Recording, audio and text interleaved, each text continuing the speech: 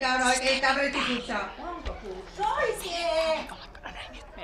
Opiskelussa kaurapuurot on Mikaela Näkkiläpä Rannavesi Lahteen. Vielä vedät sen eteen. Jonkun säly ei riitä.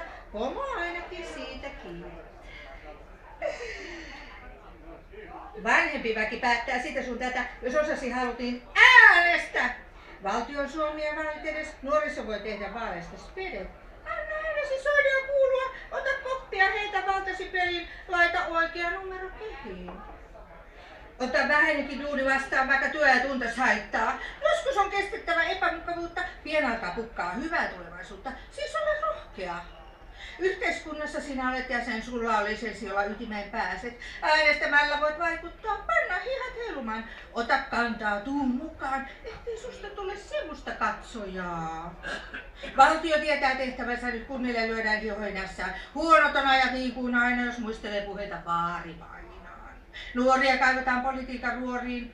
Merellä tyrskyä se unelmia kuorii. Pelätä ei tarvitse, pelätä ei saa. Silloin kotisatama sua odottaa. Tehdään unelmista totta.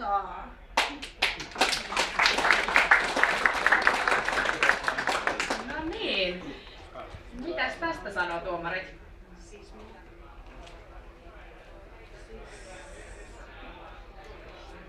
Siis mahtavaa heittäytymistä, kerrassaan mahtavaa äänenkäyttö, upeaa ja viesti ei hävinnyt minnekään, siis ihan uskomatonta.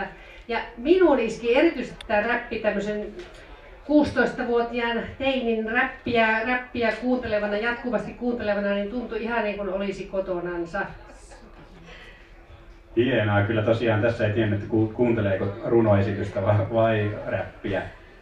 Loistavaa pohjatyötä, mahtavaa riimittelyä. Vielä jos siihen esiintymiseen saisi sen katsekontaktin yleisöön, niin tämä olisi aivan täydellistä. Jännitys vielä pohjaa. Joo, hieno, Arjo väkevä, ehdottomasti. Oli myös tämä suoritus.